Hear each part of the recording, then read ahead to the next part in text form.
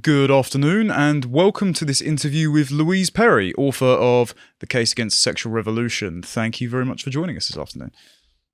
It's a pleasure to be here. Hello. Well, so Harry and I had the pleasure as well of covering your book for our book club series, and I found it particularly useful with all of the data that you compiled on things like OnlyFans being less equal than South Africa, one of the least equal countries in the world, and a lot of the anecdotes, the harrowing stories of people in the porn industry.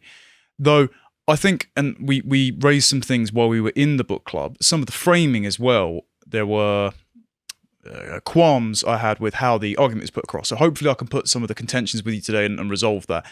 One of the main things I did notice though, and I wanted to start off with, you definitely take issue with how the feminists of the second to present juxtapose the sexual revolution as a tool for advancing gender war.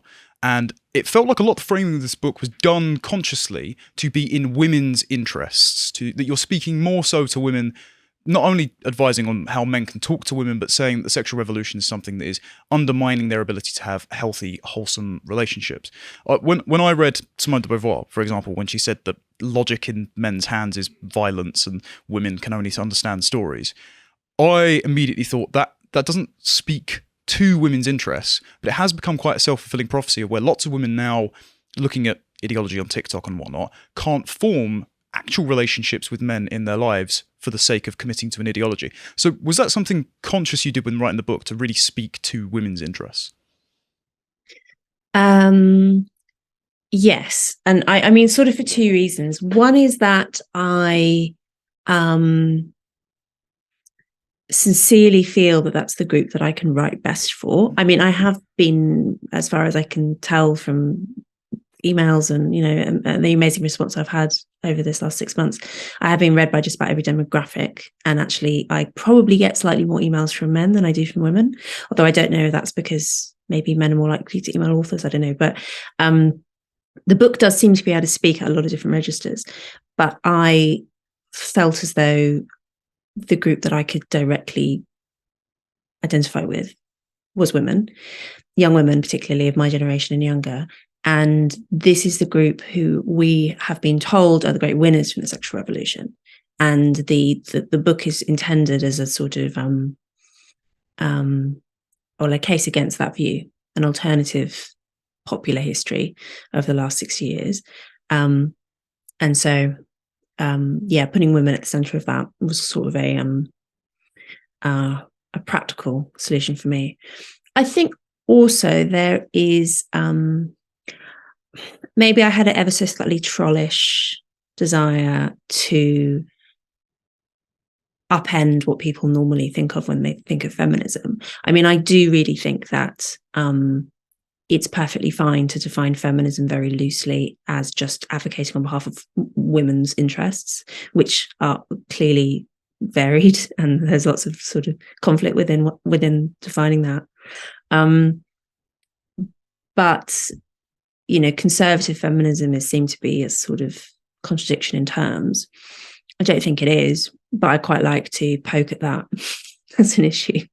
And clearly that has been that process of poking has prompted conversation, which is a good thing. So right, in other words, that I do therefore agree with you that kind of quite rigid dialectic of men and women opposed to one another throughout history, which is sort of the basis of so much of feminist thinking, I think is flawed. I think that women have had much more of a role in shaping culture than many feminists of the second wave care to believe, except that women operating in different spheres means that women are generally exerting power in, the Sunday school classroom and in the nursery rather than in the boardroom or the parliament.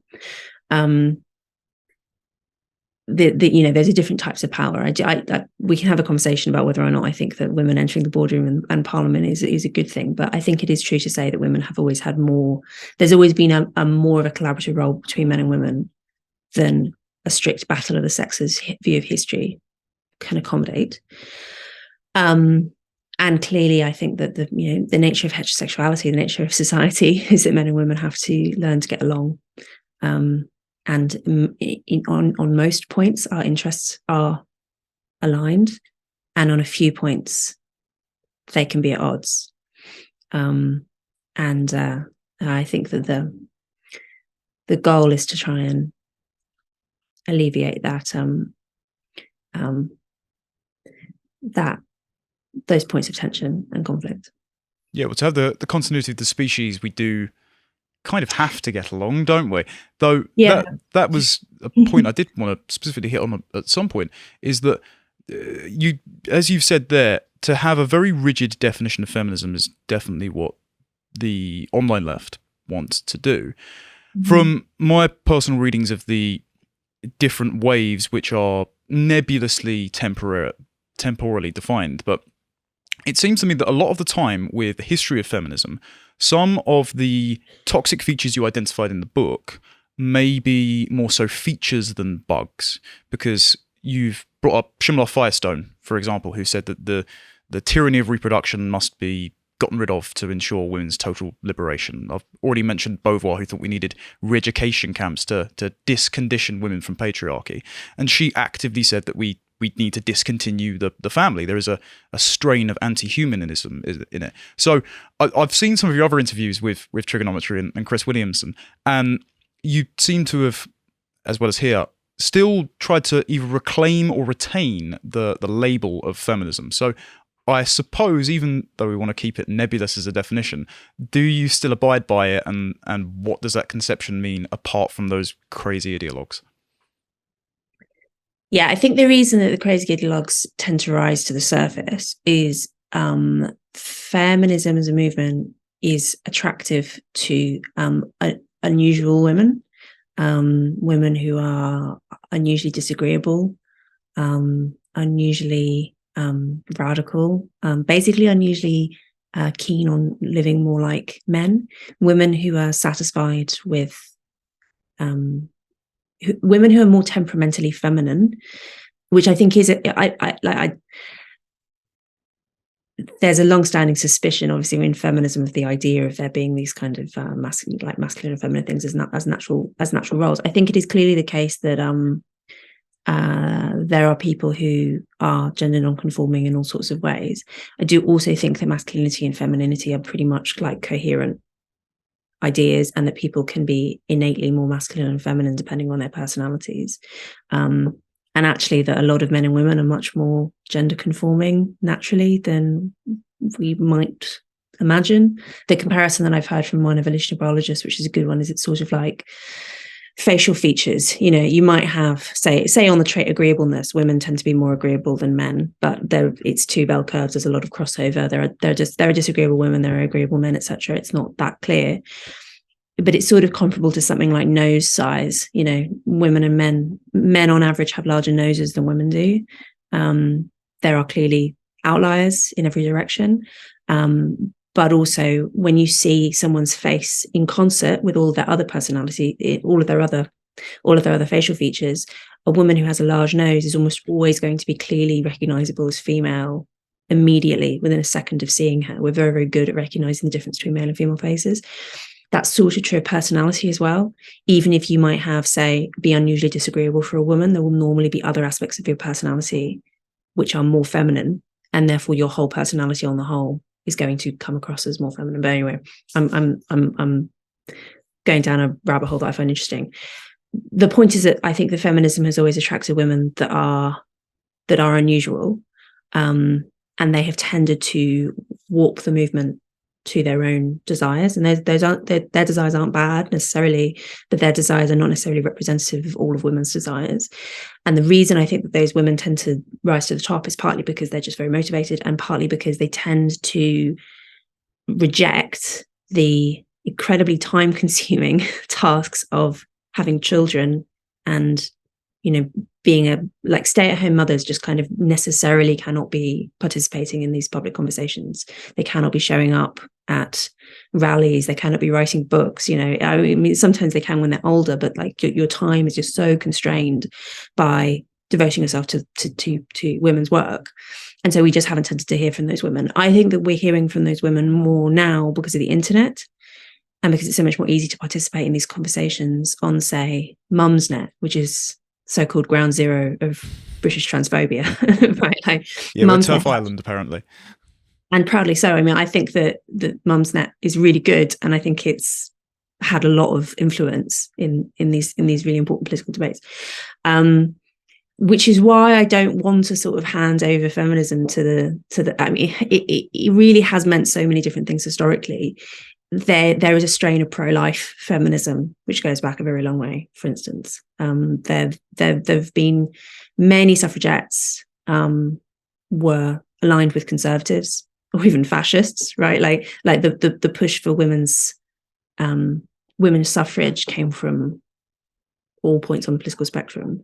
So I think that to sort of cede the word to the likes of Shulamith Firestone, who is very interesting, but also, she, as you say, she wanted to entirely reject the female body. She was very, very radical. I think that we can't. I think using the word tightly to define only those kind of personality outliers is to cut off our noses to spite our faces, to go back to noses.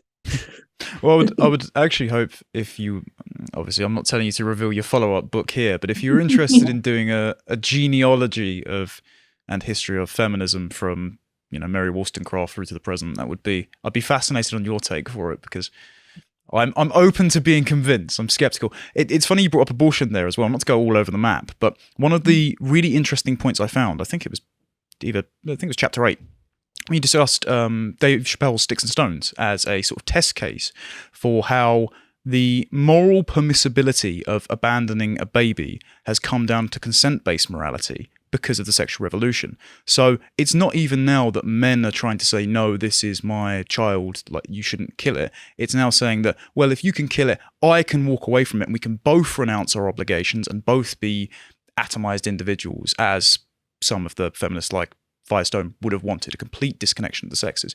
So I didn't notice in the book where you personally lined up on the issue. If you're not comfortable talking about it, that's fine.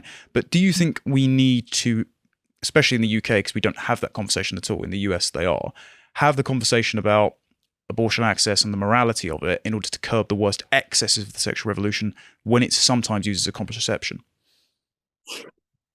Yeah, well spotted. I kind of deliberately didn't write about abortion.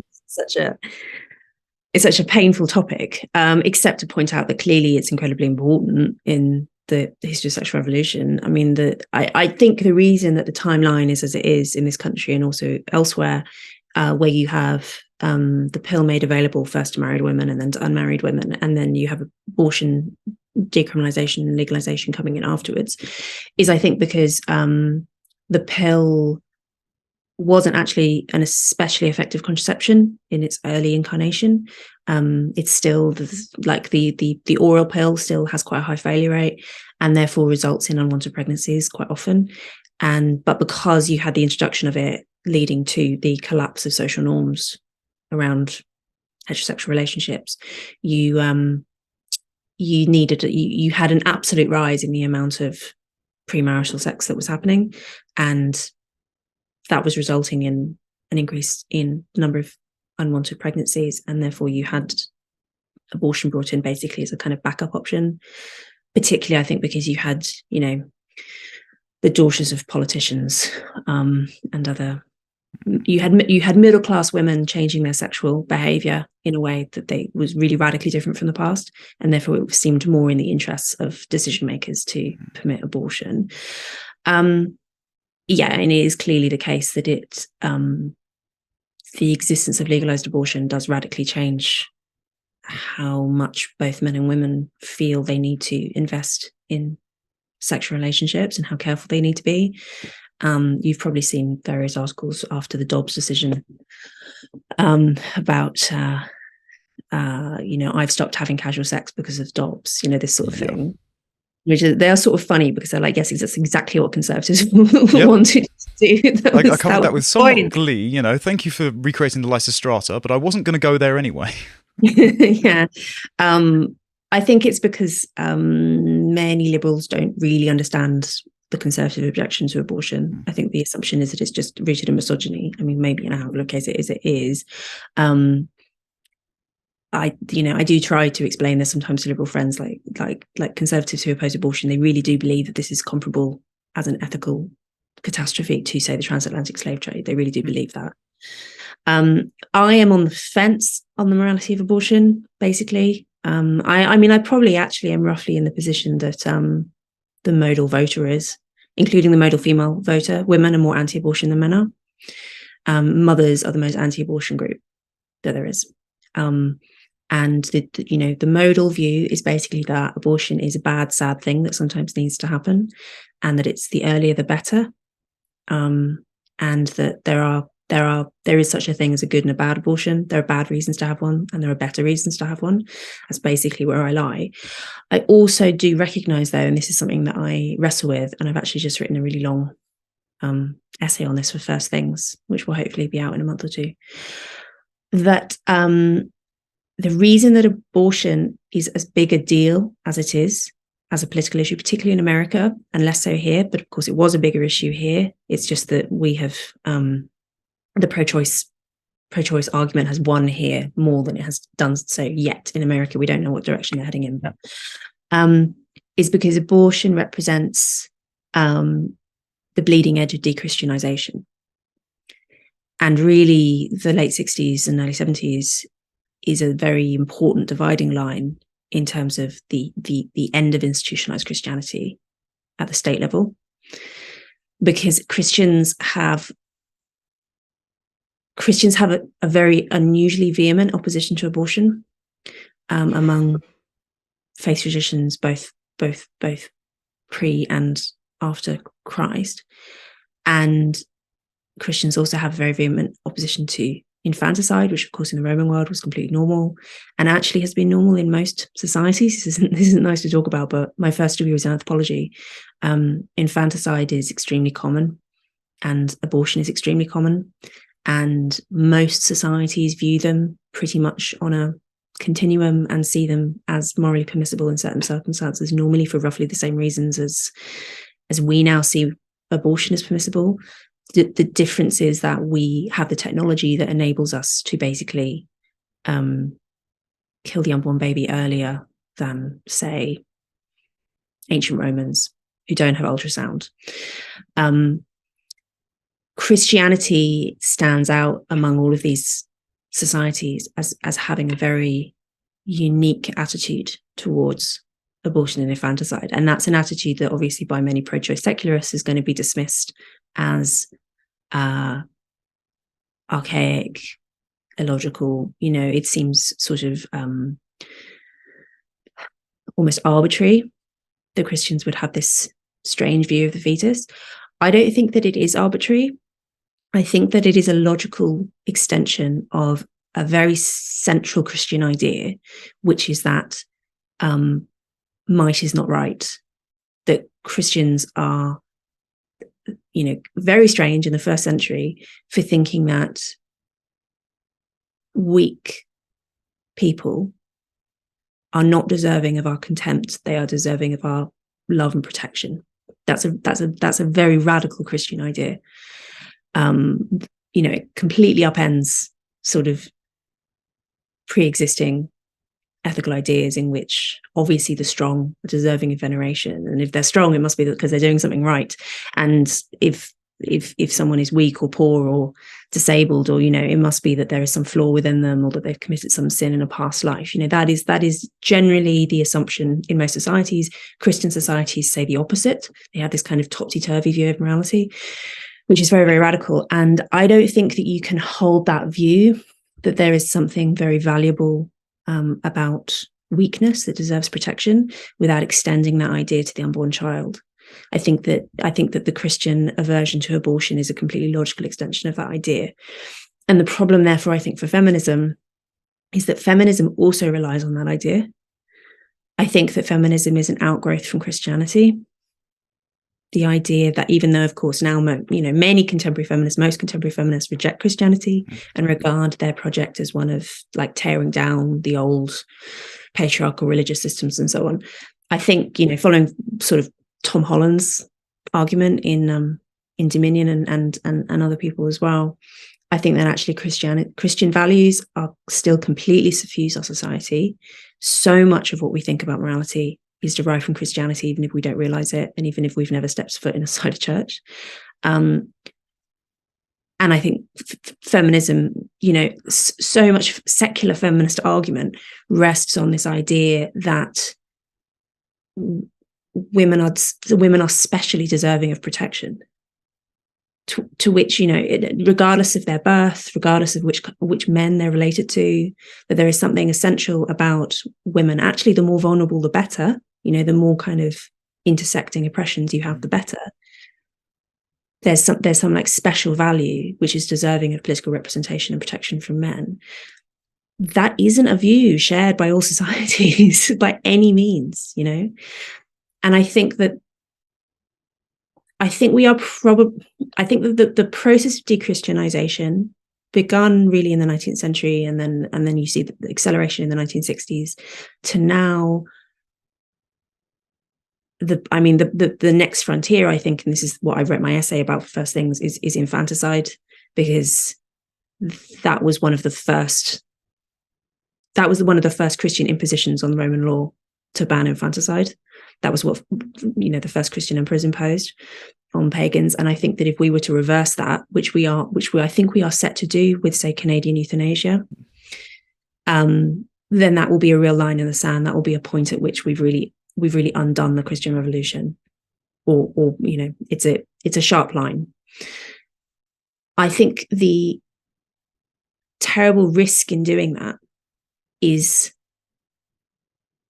even to people who aren't persuaded that there's any kind of moral problem with abortion, is that you risk completely doing away with this whole moral principle of protecting the weak.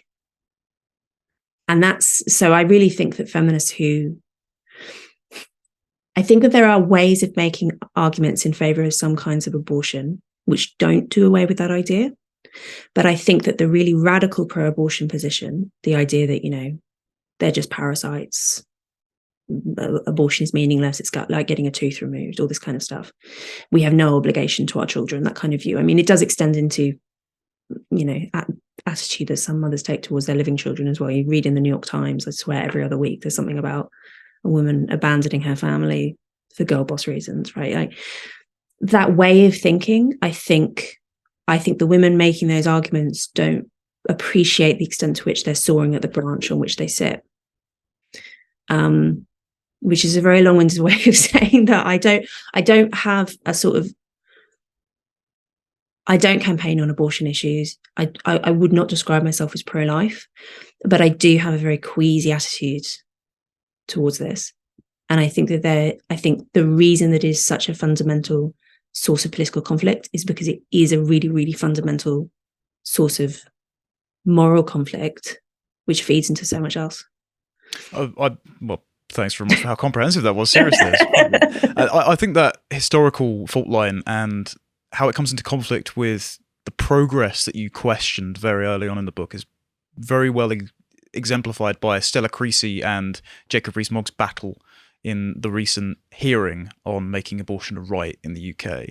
And even though my eyebrow raised somewhat at the foundations of feminism in Christianity, given how many contemporary Marxists who are diametrically and intentionally opposed to Christianity have infiltrated the movement, and at least Marxists are literally Christian as well. Sorry, just definitely not. We're doing fundamental ideas. No, well, yeah, but it's like a terrible heretical outgrowth. Yeah, it's the literal inversion from Marx's the main axiom of, from each according to ability to each according to his need is an inversion of the Gospel of Matthew, and there's so many of those subversive things. But we're going to do that on the website at some point, I promise everyone. But the outgrowth of that made me raise an eyebrow, but it did remind me of when you said in your chapter about the abolitionist movement, where many women were going on Christian precepts and weaving that tapestry to tell Parliament this is a moral wrong and we should undo it. That was a similar perspective, and this is where, even as someone who came back around to Catholicism, 2 so years ago, that I found myself juxtaposed against abortion on the grounds of humility and secular reasons that you said, and that is that I was concerned that, much like the pitfalls of the abolition movement, the slavery that the abolition movement fought against, and the transatlantic slave trade, which you compared it to, I was very worried that I could not delineate between the commencement of a life and, when it's okay to cut it off. So I think especially that, and the fact that feminism rests on the precepts that there's a thick conceptual definition of womanhood which entitles women to the protection by the men who have to work to earn their company. I think that is very solid grounds to make the case against the excesses of the sexual revolution, against things like abortion and something you mentioned as well, which is the pill, which I want to hit on at some point, to women without necessarily throwing the Bible at them. And that comes from me, So actually the pill was a really interesting one, because a little while ago we did a segment on it, and they've found recently that family-friendly warning here, sperm counts among men in the West are precipitously declining in the last 50 years. And that seems to have been around the time that widespread water-insoluble contraceptive pills came onto the market. And so there seems to be an interesting link there. There's also an interesting link, and I know Chris did a podcast recently with a doctor who found that women are being put off their olfactory genes. They're finding men who are more like them more attractive than those who are less like them. They're finding more effeminate men more attractive than more masculine men. That might be driving the political issues at work with the sexual revolution. So even though you lauded a lot of the technological solutions in the book, do you think that there needs to be a conscious renunciation of things like the pill, which may be adverse to women's health, in order to get over the worst excesses of sexual revolution culture? So, right. What I think would be a much more effective intervention for pro-life people, rather than trying to ban abortion or to nudge term limits or any of these things, which are generally the site of political contestation. I think an intervention that actually would probably decrease the number of unwanted pregnancies, and therefore the number of abortions, more than any other single measure, would be to go back to the regime at the beginning of the 1960s, when the pill was only available to married women. I mean, it would be I can't imagine it ever becoming politically possible. And I think it's certainly initially, I think it would cause chaos, and there would be a lot of people who just couldn't readjust their behavior to old norms, because the old norms were regulated by a very thick tapestry of social expectations and laws and institutions like the family and the church and whatever, which have largely collapsed in the last 6 years. But in terms of still permitting women to regulate their fertility, I do think that, just on a personal level, I don't want to have 10 children. I don't want to spend my entire life pregnant. I want to have a whole bunch of children, but the physical pressures on women of constant pregnancy and breastfeeding and miscarriage and everything, women were not wrong to feel terribly oppressed by that. It's not that they're being oppressed by men, it's that they're just being oppressed by biology. Mother Nature is the biggest misogynist out there. It is just true that sexual asymmetry means that women suffer from reproduction in a way that men don't. Men do clearly suffer in other ways that women don't as well, but this is it is a source of great misery. And I think it is good that the pill has, and all the various other contraceptions since, has lessened that misery. The problem is that it has also led to the collapse of systems we had in place to regulate heterosexuality. And it turns out that actually we can't cope very well without them. And all of the, that's not normally how it gets expressed, when people are bemoaning Tinder and Me Too and mansplaining and all, whatever. No one except me describes all of those things under the umbrella of our failure to regulate heterosexuality. But that's what's going on. We had a very very fallible, lots of trade-offs. Everything has trade-offs. That's a fundamental conservative insight. There isn't a perfect system, but we had a system that was at the very least durable and stable. And our current system, I don't think, is. I mean, except to the extent that it's just going to lead to birth rates plummeting and people never having sex ever again, which seems to be the trajectory that we're on in terms of relationships between the sexes. Well, I mean, it's this paradox, isn't it, where this is a challenge that I've had quite often on the book. People say, but you talk about this like hyper pornified casual sexual landscape, but people aren't having sex. So this is, the sex. What about the sex recession? I think that actually the two things are the same phenomenon. I think that people are just not having committed sexual relationships. Married people have sex more than non-married people do. I think what's going on is that people are having fewer sexual encounters, and they're sexual encounters which are much more casual and loveless, as opposed to, say, having regular sex with one person for your whole life, which used to be what basically all women would expect and most men too.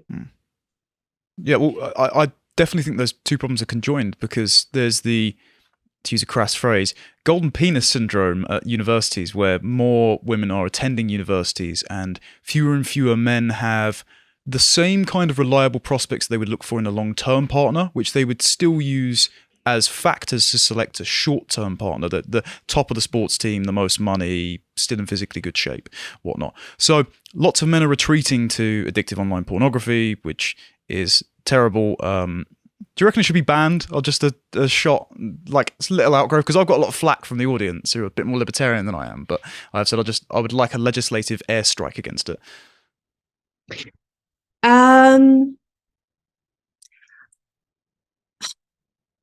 Yeah, because I think that it isn't possible, unfortunately, to just ban the bad stuff.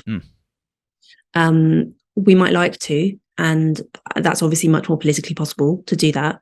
But the problem is that that's just not how the solvent of market forces just means that any kind of effort to impose boundaries, moral boundaries, it will eventually prove impossible. Like Pornhub doesn't care, MindGeek doesn't care about your moral boundaries, right? And so they will push and push and push. And if you, I don't know, you want to ban violent porn, you want to ban like using misogynist slurs in porn or something, like, I think that those boundaries will hold for all of 5 seconds. Yep. Because it's just the nature of the industry. It's also really hard to ban porn. I mean, my biggest reservation when it comes to banning porn is actually that I fear that it would be so widely flouted, the law, and it would be so easy to flout because of the internet, that it would decrease trust in the law per se. Although, I think COVID did that, getting onto a completely different conversation. But, we had a year or two where we weren't supposed to like hug people and see elderly relatives. We weren't supposed to do basic things, and everyone was breaking the law. Anyone who tells you that they were really strict on COVID laws is lying to you, right? So to some extent, maybe we've already crossed that Rubicon when it comes to sort of degrading the social attitude towards the law. I think that that's probably the biggest risk actually when it comes to the porn industry, that it would just be that people would just disobey it all the time. But also just, it depends on how much, it depends on how much will there is from the state to enforce it. But two, it's also true of child porn. You can access child porn. It's trivially easy to access child porn. We unfortunately found out that it's all over Mastodon yesterday in a particularly dispiriting news item that my colleague subjected me to. And then when we put that segment out, we had lots of people in the comments defending drawn versions as, oh, it's not harming anyone. And I think that's very worrying. Yes, and a very logical view if you hold to the consent model, which I'm very critical of. I think the moral intuition is hugely undervalued in our culture. And if you think that drawn images of child porn is creepy, it's because it is, and that's a good instinct, and that's something that we should actually be. That instinct is one that we should be treasuring, not trying to rationalize away. Yeah. So basically, the ban would be morally legitimate. It's just whether or not the logistics would work out. That's pretty much the position I've arrived at as well. It's funny you brought up market forces. So I wanted to get into perhaps one or two of the contentions with the book. So I got a bit from page 9 where you said liberal feminism takes this market-oriented ideology of consumerism, I've put the parentheses there, and applies it to issues specific to women. And then it's that limbic capitalism is the fault of the free market, right? my question would be, is it more so that perverse incentives in a materialist culture, without Christianity serving as the bulwark to push people together and do something higher than themselves, is the problem, is the rot, or is it necessarily that a unfettered free market model is itself going to lead to exploitative things like MindGeek being indifferent, and also the consumers being indifferent to whether or not anyone will ever know if what they're watching was made consensually, but they still want to get the rocks off? Well, I think it takes two to tango. And I think that it's the interaction between those two things which has brought us to where we're at now. I mean, I don't know, if you look at, say, 19th century Britain, extremely market-orientated society, hugely growing in wealth and expanding its empire and so on, with all of the kind of moral caveats there. But it was still a society very structured by Christian ideas, and there were limits that don't exist now. Does it have to be one or the other? I think the two are working in concert. I mean, I suppose, yeah, something that I do puzzle over a little bit is I'm kind of a historical materialist without being a Marxist, in that I think that everything really comes down to the material in the end. I don't believe I don't know if you've read Steven Pinker, Better Angels of Our Nature. She's like a great book, and I really like Steven Pinker, and I think Blank Slate is a great book and so on. But like, one of the explanations that he has for the decrease in the book is about the decrease in violence over the last sort of 500 years. He argues that violence of every kind has decreased. It's that, it's an empirical question people can quibble with, but he offers various explanations for why this might be. And one of the explanations he offers is the rise of the novel. That people started reading novels, and it kind of softened them and made them more feel more tenderly towards their fellow men and women. I think that's bollocks. I really don't buy into those kinds of theories to do with people's people being inspired by great ideas. I mean, I say this while writing books. Like, clearly I do, I want to persuade people on, but I think basically that there's a very narrow space within which you can persuade people and you can be influenced by ideas. And I think that narrow space is entirely defined by our material conditions. And our material conditions have changed radically in the last 60 years, not just the pill, all sorts of other things. And they are continuing to change radically.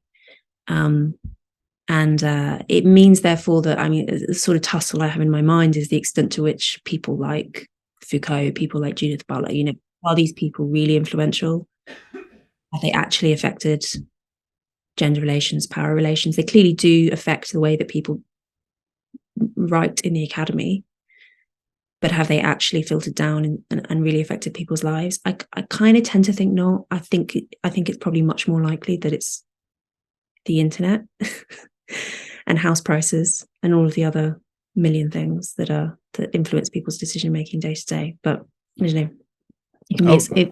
I was going to say, I think the internet has been, for good or ill, a mechanism through which ideas can be disseminated. But obviously, if you're going to increase the rate at which dissemination can go, you need the ideas as the foundation in the first place. And both Warren Butler making a costume of womanhood and the trans activists now agreeing with something you said earlier, in that biology is oppressing women. They do have that perspective. They do declare nature a revolutionary enemy. It hasn't come from nowhere. I do think it is a combination of the two. Ideas can only move as fast as they are conveyed, but you need to have them there in the first place. I was going to pick up, actually, the fact that you said you were a historical materialist. I did get that, because one of my sticking points in chapter 3 was that you framed the consumer-producer relationship much like a Marxist would.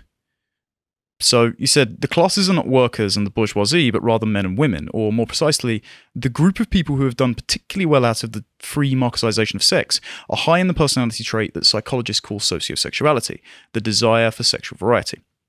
Going back to the fact that the sort of baby bust, the decrease in sexual relationships, and the increase in pornography watching and the consolidation of more female sexual partners in the hands of fewer men is conjoined, is it not true that to dichotomize that definitely tells the half of the story where fewer men are sleeping with more women, But also, in the inverse, with women being the overwhelming amount of pornography producers, and we both agree that pornography is a very addictive and highly corrosive substance, is it not the same where lots of women are making lots of money off of producing lots of pornography and getting a whole swath of men who themselves would see themselves as oppressed by a substance, and a substance which would make them unattractive to the women creating it?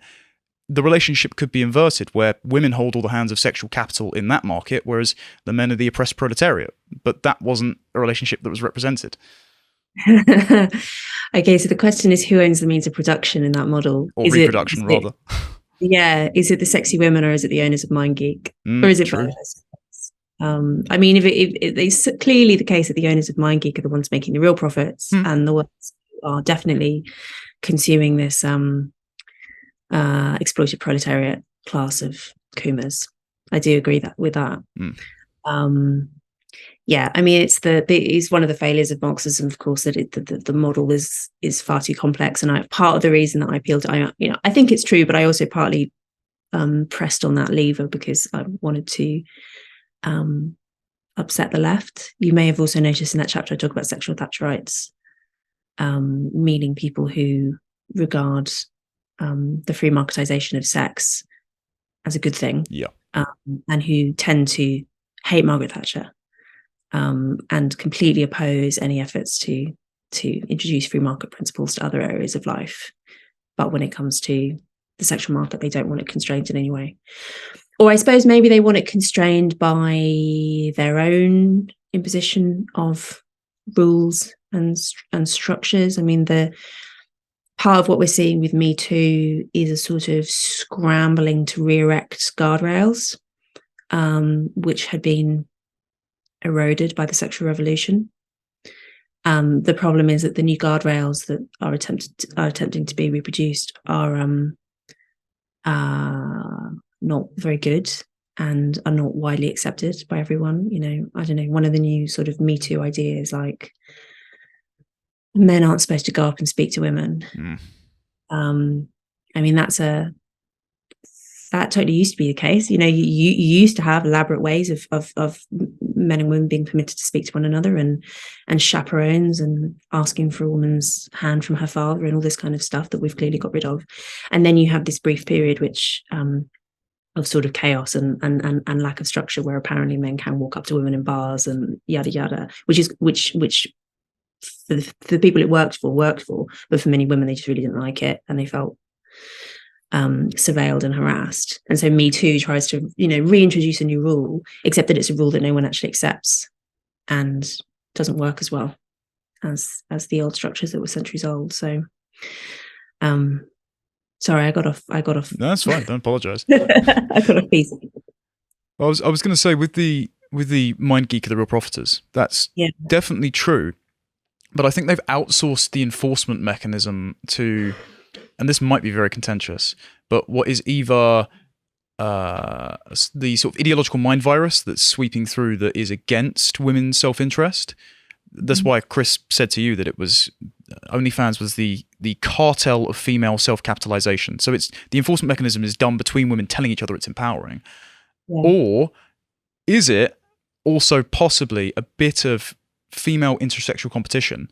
Because I don't know if you've noticed with the online trad movement, but there is a lot of, and I can attest to this having known a few in the Westminster bubble particularly, and those sexual Thatcherites definitely exist in the Westminster bubble, by the way, because they're very happy that the sexual revolution has happened.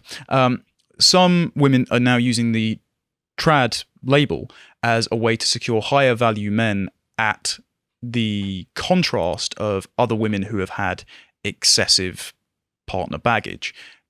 Do you think that OnlyFans own and porn and the like exist purely because of the profit motive, or is there an ideological enforcement mechanism going on here, or is there maybe even a biological perverse incentive to take other women out of the eligible dating pool for the best men?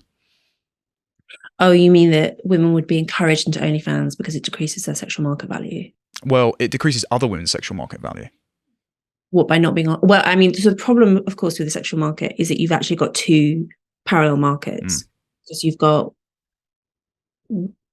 like the casual sex market, and you've got the marriage market, and they're really different markets. So OnlyFans, yes, funnels women into the casual sex market, and if you do really well on OnlyFans, you sort of rise to the top of that. But in doing so, you rise to the bottom of the alternative market. And I mean, yeah, it's funny you mentioned trad women sort of using it against. I mean, my suspicion is that probably what's going to happen in the coming decades is that I wish it would go away, but I don't think the porn industry is going to go away. Yeah. I think it's too powerful. It's too difficult for anyone to take down. However, I think there is already underway a kind of intra-elite sexual counter-revolution where you have more and more upper middle class people turning towards marriage. I mean, the bifurcation in class terms in marriage rates is amazing. You've got the richer you are, the more likely you are to get married, and increasingly so. And the poorer you are, the less likely you are to get married, and increasingly so. You know, you've got this kind of minor Catholic revival in places like London, New York, among young graduates. And yes, I think a sort of reaction against, I think we've probably already hit the high watermark for sex positive feminism, which was always most popular among elite women, because that's just where all like intellectual fashions take place. And I think that the counter movement will also be the most popular among elite women. And I think to some extent that's already happening. And yes, you end up with this sort of transition point that you describe where the trads are at war with the libs and, you know, can sort of like leverage their sexual history against one another. I think that there is a problem. One of the reasons I think it's good to speak honestly about sexual difference, I mean, there are lots of good reasons to speak honestly about differences between men and women, not least of which because they're true. I think we should like talk about true things, but also is that men and women tend to not understand the sexuality of the opposite sex very well, and particularly if they have been lied to and told that sexuality differences are basically like trivial and easily socialized away.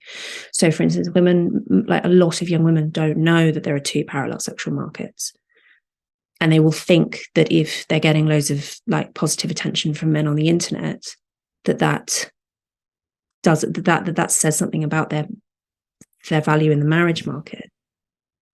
And I think that the massive tragedy for a lot of women on OnlyFans, I mean, like OnlyFans can ruin your life in a whole bunch of ways.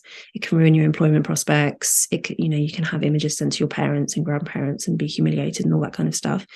You can also get like seriously I've spoken to quite a lot of women who've done camming and OnlyFans, anonymously, and the horrible requests that they get sent by men. It can be quite a sort of, it's clearly not physically dangerous in the way that prostitution is, but it can be quite scarring emotionally, just having that exposure to sort of human depravity. But I think the most common negative effect that it has on you long term is that it does, yes, reduce your likelihood of finding a happy long-term relationship, which is going to matter to you when you're 50, 60, 70, 80, in a way that maybe it doesn't when you're 20. But a period of particularly a woman's period of youthful fertility and attractiveness is really very short. It's like a quarter of your life. Maybe it's a bit longer for men, but not that much longer.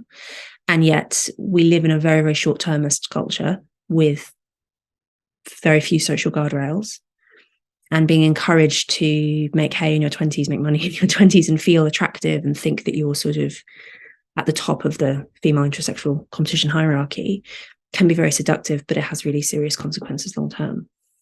Yeah, I remember reading a piece from Evie magazine. I think it was an extract from a book, but there was an interview with women working at Cosmo magazine and all the like.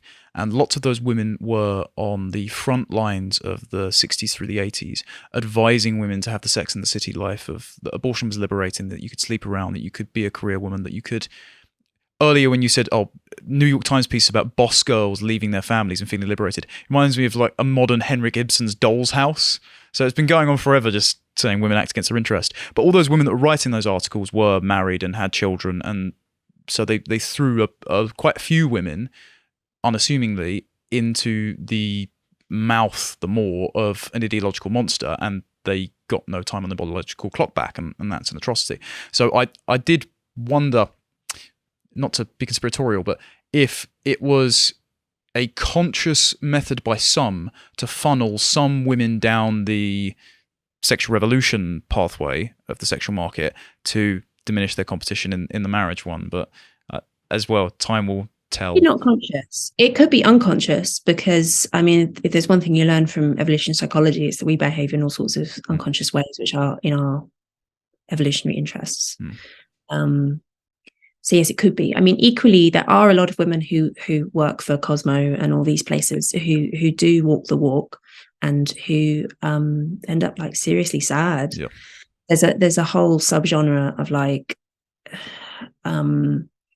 confessional writing published in all sorts of places, which is basically about women sort of attempting the Sex and the City lifestyle and being miserable. And it reminds me sometimes about, I mean, it's not unique to him, but you know, the Remains of the Day, the Ishiguro novel, Yeah. Which is all about a protagonist who you know the whole way through the book that he's in love with this woman, and he never acknowledges to himself that he's in love with this woman, and he never acts on it. But you know, the reader has it, that like the talent of the book is that the reader knows throughout what the protagonist doesn't. Those columns are like that. Like you read them and you're like, I know exactly why you're miserable. I know exactly why you're miserable, and that you are profoundly miserable, and you can't admit it to yourself, because to do so would be to, you know, abandon this whole ideology, and to recognize that you had made serious mistakes. So yeah, I think it goes in both directions. I mean, a point about Sex and the City, which no one ever talks about, is it was written by gay men. And it was about basically about gay men. Yeah, the original author, what was her name, Candace Bushnell as well. Yeah. She came out and said, "Oh, I chose my career over kids, and now I'm utterly alone." Yeah, but also Candace Bushnell, she only wrote the original columns, which were very, you know, like the vast majority of the series is not based on her writing or on her life. It's basically based on the gay scene in early 2000s New York. And so of course that's not going to be. I mean, the view of like my friend Catherine D, the writer, is that Sex and the City was always sort of intended as a bit of an in-joke for women of that class. In that the joke was that, like, yes, we're selfish, you know, yes, we make decisions that are bad for us, but we do it sort of knowingly, and you know, it was all like a little bit of it was all a bit of a satire, but that it was watched by women from outside of that world who took it completely seriously and took it as actually like an aspirational way of living. It's an interesting theory. Do you think as well, the totally offshoot of this, but my time in the policy sphere in the Westminster crowd, and I think you can see this, as you said before, with the material factors influencing how many people have fewer children, like the housing problem, for example. Do you think the fact that the sexual revolution, and this is a contentious thing to say, but there are quite a lot of people in politics who do not intend on having children or cannot because of who they partner up with. Do you think that has had the knock-on effect of creating self-destructive policy, which has made very hostile material conditions to the continuity of the family? Again, I don't think deliberately, but I don't think that they're trying to sabotage family making. I think, though, that they just don't care, or they just don't know. I mean, my God, the number of, like, I say this as someone who also works in policy world and journalism, and, you know, like, it is a world dominated by young, childless, mildly autistic people, right? Because that's just hello. Well, you know, and there's a lot of gay guys as well. I will just set up, like, I'm straight, just for clarification, but I worked with loads of gay guys in the Westminster bubble, and part of the reason they could get ahead is because they didn't have to consider settling down or shacking up with a girlfriend. They could have fairly casual relationships, but be completely career driven and have no time clock on the hours they spent in the office. Yeah, I mean, that's true in basically every industry. If that's the position that you're in, of course you're at an advantage. And in politics, as in pretty much everything else, women at the top are disproportionately childless. There is less of an impact on men. Men can have children without it necessarily hurting their careers, but they need a wife. I mean, everyone really needs. Ideally, you do want a wife if you're doing that kind of job. As Love Actually told us. Yeah. And yes, the problem with having people who are extraordinarily intelligent, that's another way that sets them apart from other people, that they're unusually intelligent, and they're quite bad at understanding the fact that not everyone is, and they haven't got the life experience, and they haven't got the emotional imagination to understand, something like when you're talking about childcare. I'm just constantly frustrated by political conversation about childcare. Increasing GDP is not the only consideration when it comes to childcare. Like there is an intangible benefit to the maternal relationship, which can't be quantified, but which is nevertheless extraordinarily valuable. And if you destroy that in pursuit of like 0.2% growth or whatever it is you want, there are serious consequences to that. It's the sort of thing that you're like policy brain can't deal with. And yes, and this is partly to do with this phenomenon where you end up with people who don't have children disproportionately in positions of influence, or when it comes to childcare, what's almost as pernicious is people who do have children but have had to put them in childcare in order to excel at their jobs. Yeah. And so of course they desperately want to believe that they've done the right thing. I totally get it. That's me. Like I've put my son in childcare so that I can do this job. So I completely understand the dynamic. I mean, the nature of it is that if you don't do that, you don't have a public voice. You can't participate in the conversation. So you're just not hearing from those women, except, as we said at the top, potentially on places like Mumsnet, or, there are now new ways for stay-at-home mums to contribute to political discussion. But yeah, people who are making the most important decisions about family policy mostly or disproportionately don't have families themselves, which seems like... Oh, go for it. Sorry. Well, just to say that you can see, how you can intuitively see why there'd be serious problems with that. Going off something you said earlier about unconscious desires, this wasn't something I disagreed with you on in chapter 6, but it was a mountain that I think is going to be one of the hardest to climb, and that is when you said about women disengaging in risque behaviors. Like, who was the woman that said you should adopt a BDSM fetish if you're a rape victim because it will help you empower and overcome, and all this sort of nonsense? But that's very commonly practiced now. And part of, I suppose, combining with chapter 1, which said that there's a biological foundation for very weak men to use rape as a reproductive strategy. Obviously reprehensible, millstones needed, etc. But the idea, when we're talking about innate female vulnerability, is that not a difficult thing to tell women to constrain what may be a biologically rooted desire that's obviously been jumped on by the sex toy industry, but to say that you can acknowledge that there's a physical difference between you and your man, and you might be playing into that. That might be dangerous for you, but is that not difficult to disconnect from what might be biologically rooted, even if it's not good for them? I don't know if I'm wording that right, but the female desire to see like expressions of strength and fitness. Yeah, but in the context of a desire which, or actions which may be adverse to their health. For example, again, family-friendly warning here. You wrote a lot about choking in chapter 6. Lots of women are currently engaging with it, and as you said, there are quite a few women who are actually killed by this every year. It's not necessarily advisable to be so coarse, but is it not going to be a difficult thing to advise women out of, even if you're talking from a position of this is in your interest, because it might equally be biologically rooted? I think that it is like an elaboration on a biological instinct, yeah. But it's a biological instinct that can be expressed in different ways, and it doesn't have to be through choking. Yeah.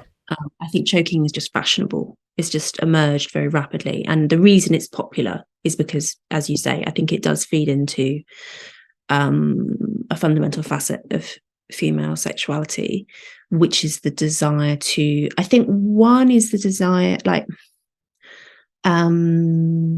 strength and dominance is attractive in men. Like upper male upper body strength is like the single physical trait and also personality trait that correlates closest with how attractive women find men.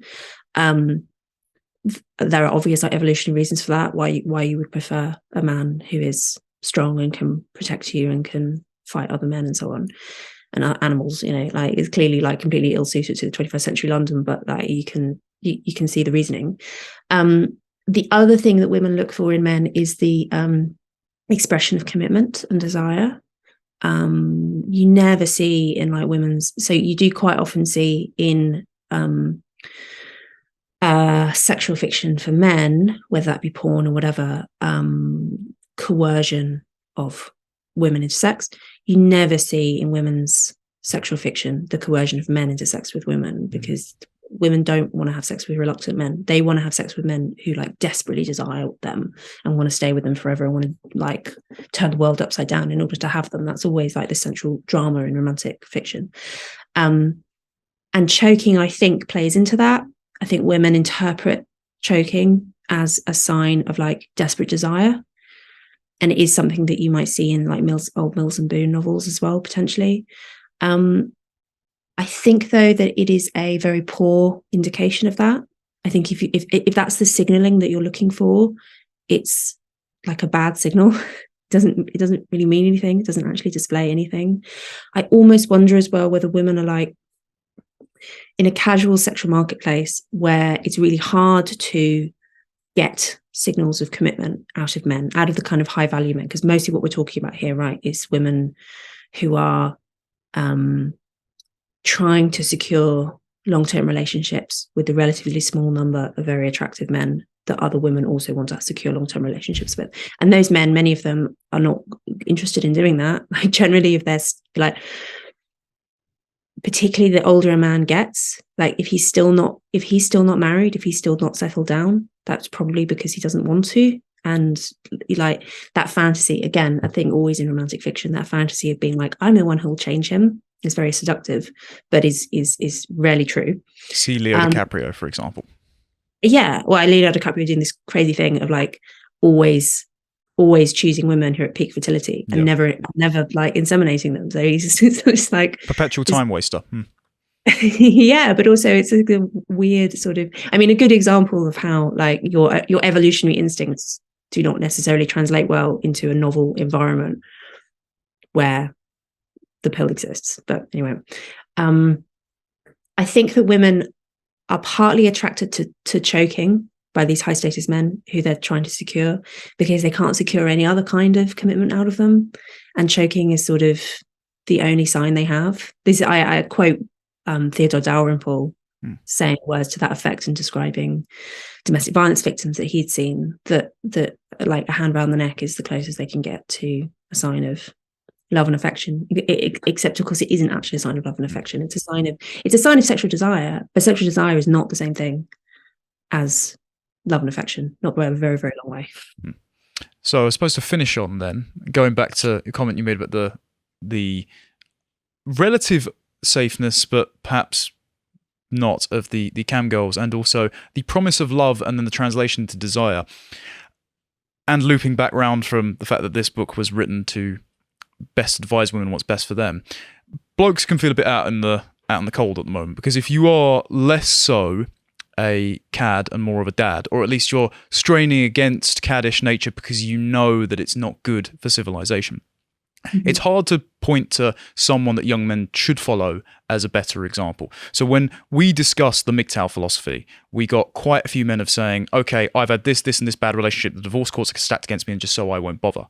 On the flip side of that, you have much like there are two sexual market values, there are two philosophies at the moment where you have the Tate brothers running a literal cam website and hoarding their house full of attractive women who they have no intention of settling down with, and Bugattis, in a purely materialistic, warlord-like conception of masculinity. And unfortunately, both online, you've seen videos of, and anecdotally, I can speak to my experiences in restaurants and on trains, young boys are falling in behind this, going, I'm the top G and I'm going to be the next millionaire, and all that I care about is the number of women I can sleep with rather than the quality of women I get or the amount of influence I can wield in a family. I want to conquer the world. I don't care about my little corner. So to distill all that down is, what from your perspective would be the best thing for men to do if we want to reverse this adverse trend? Well, kind of going back to the top of the show, talking about, I mean, I have a very complex relationship with Christianity. But the point that I've basically settled at in my own mind right now with Christianity is I don't, I'm not sure if I believe, but what I do think from a sociological perspective is that society is better if people do. And I think, like, in a really macro way, as well as in an individual way, there are all sorts of things. I mean, my last chapter is on marriage and why monogamous marriage, on all sorts of measures, makes life better for men and women and children. In straightforward things like crime rates, domestic violence rates, and so on. I think that that's true for all sorts of other Christian institutions. I think that, I think Jordan Peterson is good.